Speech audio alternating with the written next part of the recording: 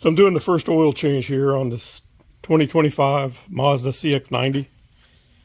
It's only got 2,500 miles, but I'm going to go ahead and change the oil because that's just what I do on a new engine. Here's where you put the oil. They call for a SAE 0W20, but I'm going to be using SAE 5W30. And I'll show you why in a minute. Here's where you check the oil level. I'm going to go ahead and check that before I drain the oil, just to see where it's at. But I'm looking at the manual and it says recommended oil, USA and Canada, SAE 0W20, and then except USA and Canada, pretty much like everywhere else, 5W30. And there's the graph of the weight and the temperature. And I'm just going to go with 5W30 because I don't trust the EPA to be looking out for my best interest. So I'm going to pull the dipstick, wipe it down, and check the oil level before I drain the oil. I just want to see where it's at now. And there's two holes you can see, and even though they don't really talk about it in the manual that I found, usually you want to be between the lower hole and the upper hole. So I'm going to put that back in there, make sure it goes all the way to the bottom. And I'm sitting on a level concrete pad that my lift is mounted to. So let's see if I can see. It looks to me like it's just a little above the overfill mark. So I'm probably not going to go quite that high with it, but close. So I'm going to lower the hood while I'm raising the car up on the jack to drain the oil and remove the filter. I'm going to leave this in place because it appears that it's designed to be left in place. I'm not going to click it all the way, but it seems like it's fine what it's doing there. I'm just going to let it sit like that while I raise the vehicle up in the air. So I've got the CX-90 up in the air, and I like how smooth it is under here. This is the panel that I have to remove to get to the oil filter. Looks like it's a combination of some screws and some plastic clips. So to remove the panel, there's these 8mm screws. I see 2 of them. And then I also see 4 plastic rivets. It's a combination of 2 types of holders here. You pop those out. I'm wondering if the first time you get your oil changed, from then on maybe these screws never make it back. Seems kind of weird. They use 2 different kinds of fasteners in it. Let's see how's this thing hooking in here. So it's got a little clip right here, clips on there, and then this whole shelf here goes under there. So I've got a drain pan here. This is the oil pan plug. It's a 17mm. And I'm going to use a 6-sided socket on it.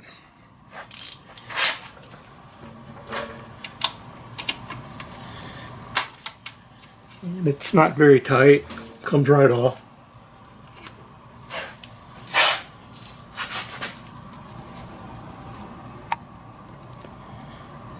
Got it loose, and I'm going to try and get it out of there without making a mess.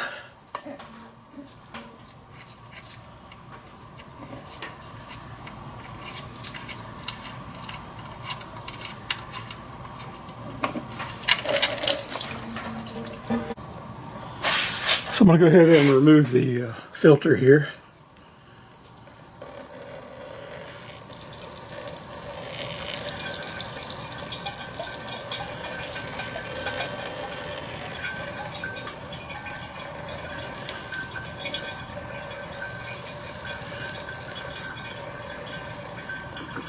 And I can see the part number SHO1 14302A.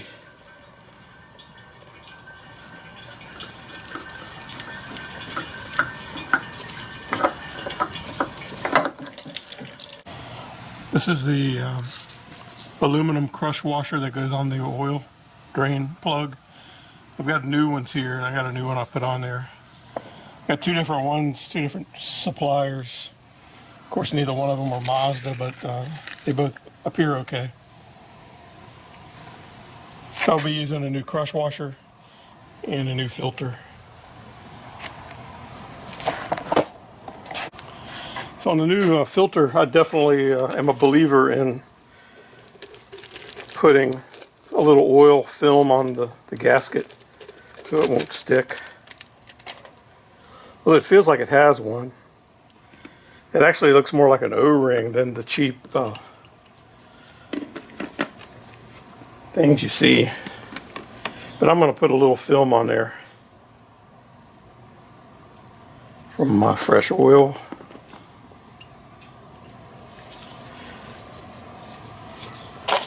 And that way I know it won't stick. I'm also going to refill that a little. I can't put all of it in because it'll come out. But I can put a little in there, I think.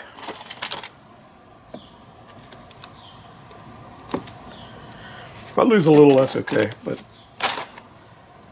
I want it to soak into the filter, and so it looks like it is.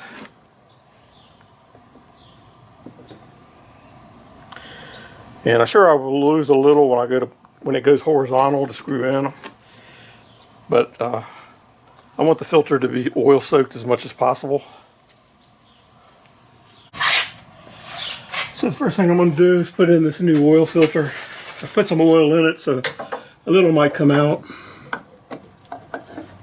And there it is coming out. But that's okay. And I'll just tighten it by hand.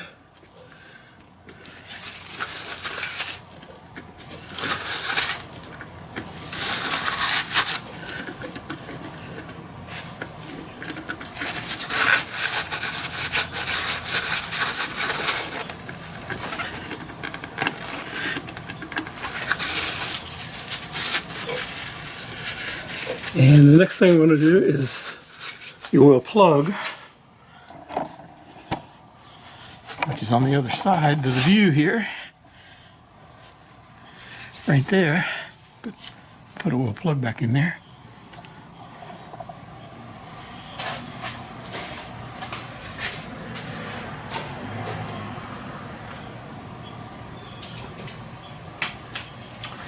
And again, I'm using a new crush washer.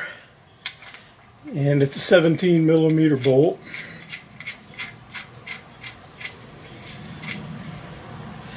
Wish I knew the torque spec, but it wasn't on there very tight. So that's about all I'm going to do. Maybe, yeah, that's pretty good there. So now all I need to do is put the panel on back here. I'm going to wipe everything off because I want to know if there's oil leaking. I want to make sure it's not from what I just did.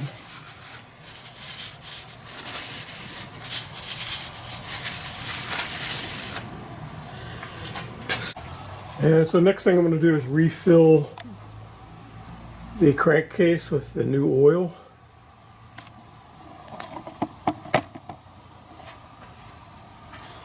Go right in there, 6.3 quarts.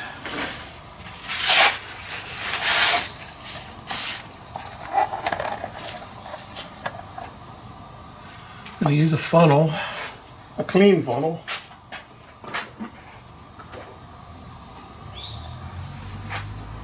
And I've got these 5-quart containers here.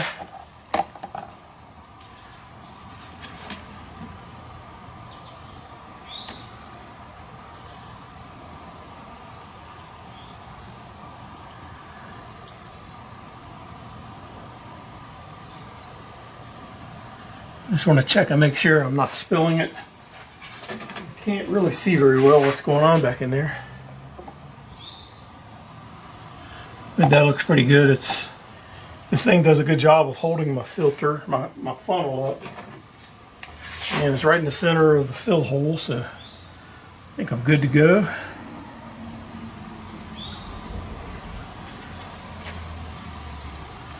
I didn't want to just pour 5 quarts and find out it was going all over the motor.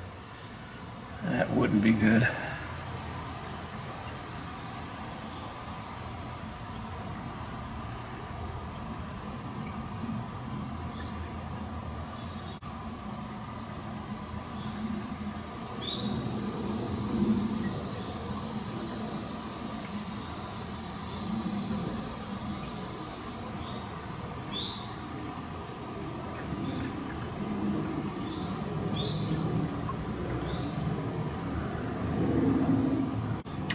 So I'm just going to put in 6.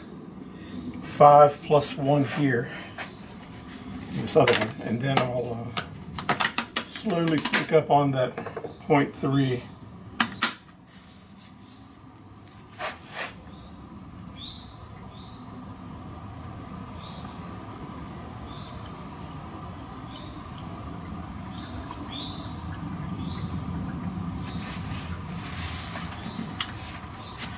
Luckily there's graduations on the side of this container.